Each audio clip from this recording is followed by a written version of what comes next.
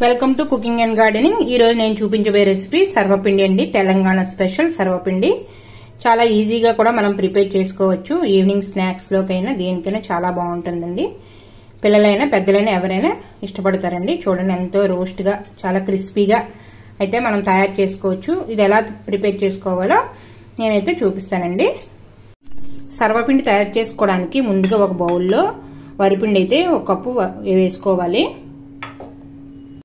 ఇందులోకి కొంచెం పచ్చిమిర్చి, కొంచెం శనగపప్పు, కొంచెం వేయించిన పలుకులు, కొంచెం నూలుపప్పు, కొంచెం కరివేపాకు, కొంచెం అల్లం వెల్లుల్లి పేస్ట్, కొంచెం కారం, రుచికి సరిపడా సాల్ట్ అయితే వేసుకోవాలి. ఇవన్నీ కూడా కొంచెం వాటర్ వేసుకొని బాగా కలుపుకోవాలండి. ఉప్పు కారం అవి సరిపోయలేదో ఇందులో చూసుకొని పక్కన పెట్టుకోవాలి.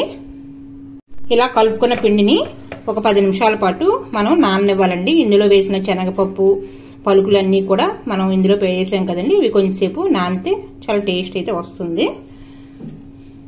ఏ పెనం అయితే మనం పెట్టుకుంటామో ఆ పెనానికి కొంచెం ఆయిల్ అయితే ఇలా మొత్తం స్ప్రెడ్ చేసుకోండి. ఇలాగా మొత్తం పెనానికి అంటుకుపోకుండా ఉంటుందండి.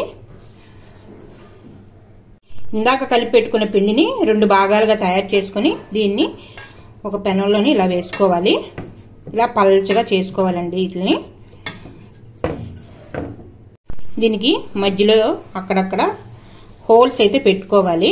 ఈ హోల్స్ పెట్టుకోవడం వల్ల ఈ మధ్యలో అయితే కాలుతుందండి బాగాన. ఈ హోల్స్ పెట్టుకున్న ప్లేస్ లో కొంచెం ఆయిల్ అయితే వేసుకోవాలి. మనం ఆయిల్ వేసుకున్నాం కదా, వేసుకున్న తర్వాత ఒక 10 నిమిషాలు అయితే మనం మూత పెట్టి ఉంచుకోవాలండి సిమ్ లో పెట్టి. ఒకవైపు అయితే మనకు కాలిపోయిందండి. ఇంకా రోస్ట్ గా కావాలంటే రెండో వైపు కూడా మనం కాల్చుకోవచ్చు, మన ఇష్టమేనండి.